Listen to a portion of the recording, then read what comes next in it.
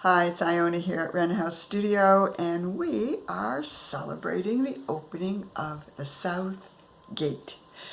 So let's look at what that means and how we might engage.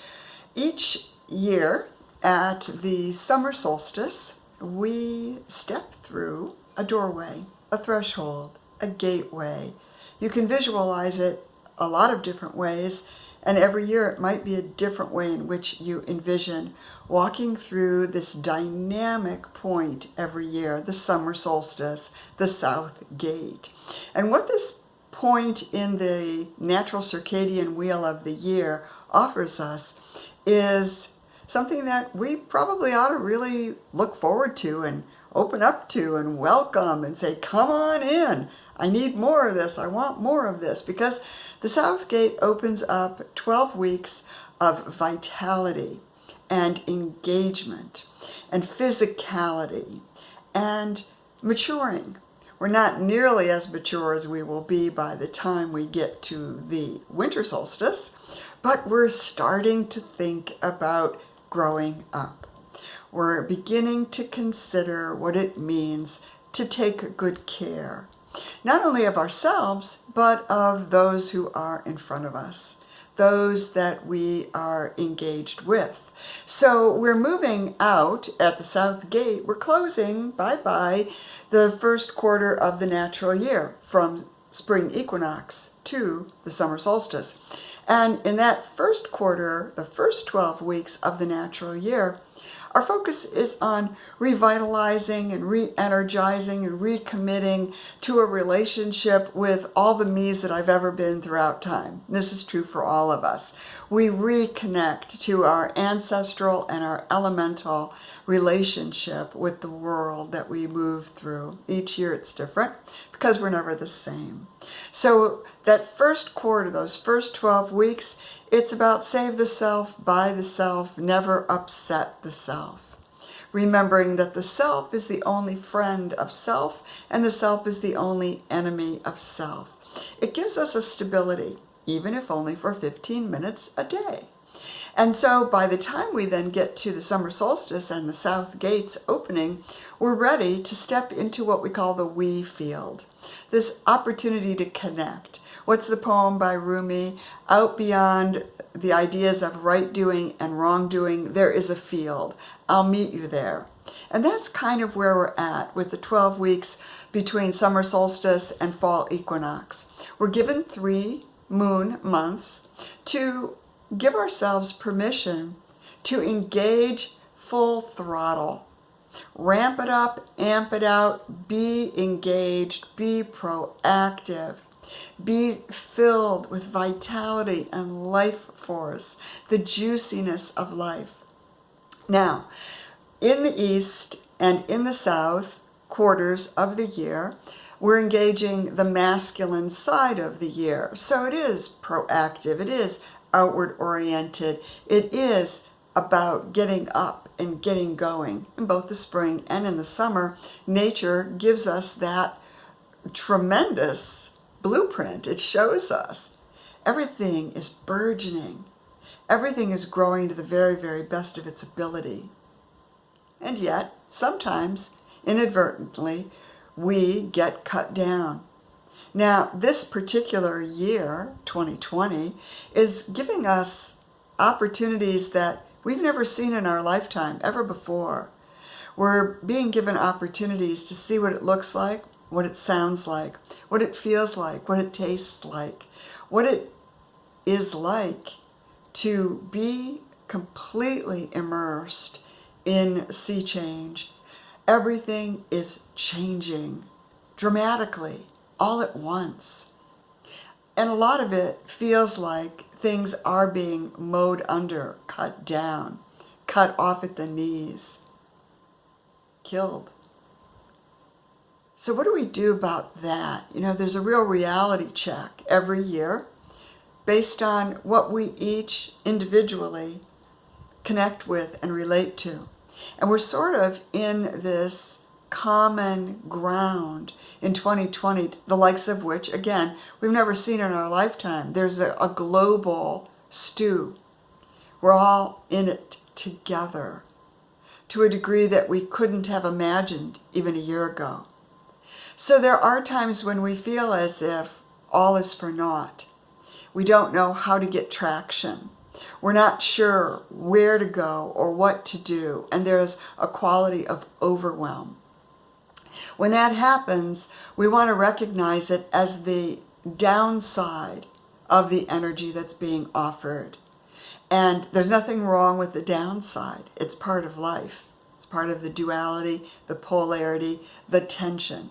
What we want to be aware of in the 12 weeks between summer solstice and the opening of the south gate and fall equinox, the opening of the west gate, what we want to really engage in for these 12 weeks is growing up, gaining a deeper awareness of trust that life works, and recognizing that if we are moving ever closer to loving what is, we're going to be okay.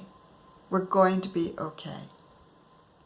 I'd like to recommend a couple of opportunities for each of us to do a little bit more research around these ideas of moving into each of these 4 quarters of the natural circadian year. Because I don't think it would be appropriate for you just to take my word. There are people who have done Nobel Prize winning work on circadian rhythms. There's scripture that deals with, for everything there is a season under heaven. There is a tremendous amount of available ways to connect with getting in sync with the harmony and the harmlessness of aligning with the natural circadian cyclical rhythms of a day, of a moon month, of a season, and of a year.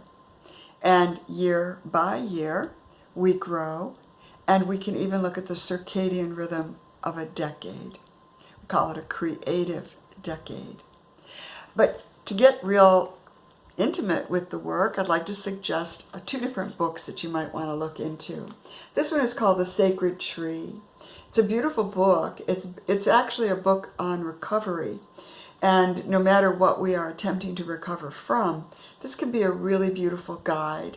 So I want to definitely recommend that you look up The Sacred Tree. This is a new edition. It's got a very lovely introduction by Dr. Jane Goodall.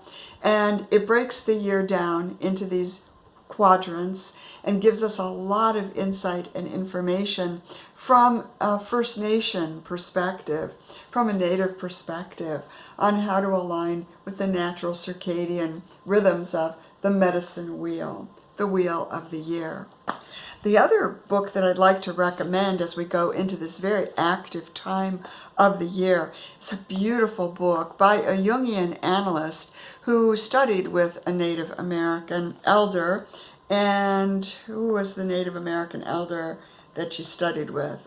I'm not seeing his name right off the top here, but her name is Mary Lomas, and she wrote a beautiful book called Dancing the Wheel of Psychological Types. So if you're familiar with the Myers-Briggs test, if you're familiar with Jungian archetypes and the 4 ways in which he divides up feeling and thinking for our individual way of moving through the world, you'll have a leg up when you get the book Dancing the Wheel of Psychological Types by Mary Lomas. These are 2 really beautiful books that are wonderful research volumes. And if we keep in mind that as we move through each moon month and even each circadian day by the rhythm of the day, we're moving through 8 phases each day, each moon month, and these phases are even they make a personal solar year for each of us, starting at our birthday, our rebirth day each year. So there's a wonderful way in which we can also align with 8 steps. I recently did a series of 8 steps to support unity and harmony between all living beings. And the 8 steps are, we always begin with our fondest dream. What am I drawn toward? What is my calling? What would I really choose to create in any given year? And then from there, we let that fondest dream shift so that it becomes a tangible vision. We can see it, we can sense it, we can visualize it, we can imagine it. And from there, we begin to do our research. And as we do our research, we're really like a seed being planted in the ground. And there's a quality of struggling when we're doing the research to sift out what means something to us in terms of our vision, so that we can take action next. So our 4th step, after our fondest dream, imagining the vision of the fondest dream, doing the research on the vision, the 4th step is taking action. And action can be whatever we feel inclined to do. Even going out and taking a walk is action. But so is writing a letter, an email, making a phone call, finding a mentor or somebody that can be a guide, a teacher, or someone who can support or sponsor our vision and the action that we're willing to take. After we take our action, we're growing and we're evolving our creative energy. So we recognize that all of the energies each quarter are following these 8 phases, moon month by moon month. And when we get to the 5th point of reference, it's evolving our creative voice. We're never the same.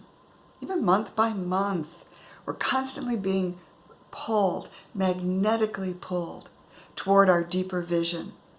And after we recognize the ability to create a little deeper, we reflect, we pause, we push the pause button. We look back over where we've been, all the way back to our fondest dream, and we find the shadow. We find the demons, the dragons, the strange beliefs, the monsters, those situations and circumstances that would try to stop us, tamp us down, damp us down, make us invisible. We name them, we claim them, we interview them, we get to know them, we become unstoppable, we become even bolder in engaging with our dream vision.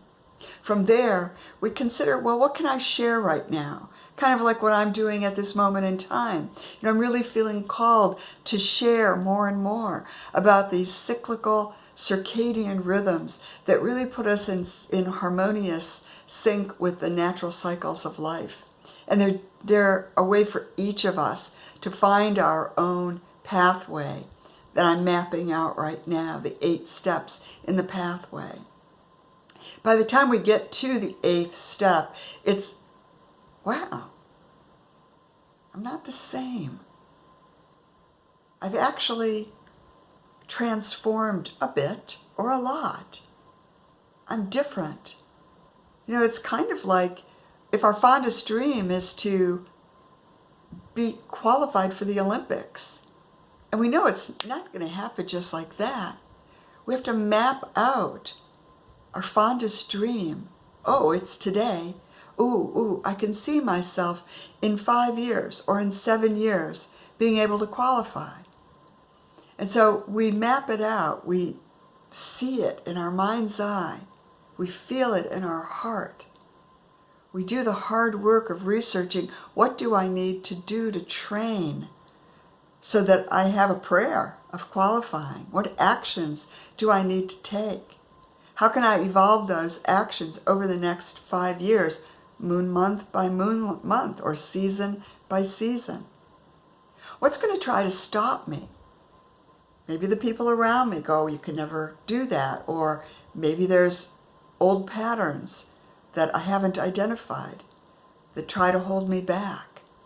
There's countless ways that we never accomplish our own personal Olympic. But what if we kept growing in our stamina and in our commitment, so that by the time we get to the 7th step, we're always willing to share, even if we're simply, not even simply, but even if we're writing to ourselves in a journal, or we're talking to ourselves when we're walking or before we go to sleep. We're sharing how we're doing in our training to accomplish our fondest dream, which has become, in our imagination, the vision that we're reaching for. Every single one of us deserves and actually needs to have a vision, needs to have a fondest dream, needs to have something that we're reaching for. So that by the time we get to the 8th step, we're willing to be grateful and to say, oh, wow, I'm growing a little bit.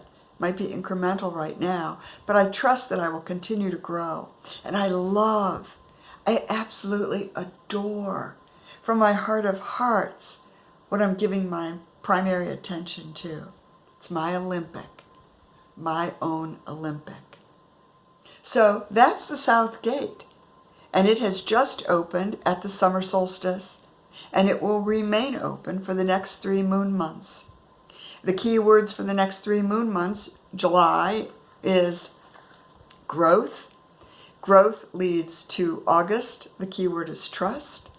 And trust leads to the last moon month of the summer season, and that is the keyword of love.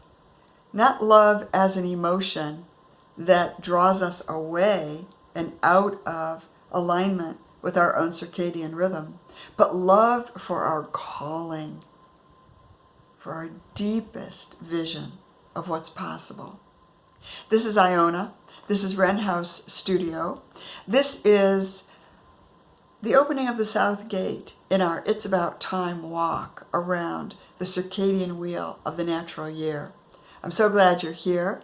I suggest that you make a note to maybe review this video several times, perhaps during each moon month, July, August, and September, to see how you're doing with your own ability to be training for the calling, which we're looking at as a metaphor for your own personal Olympic training. I send you much love, and I look forward to seeing you next time.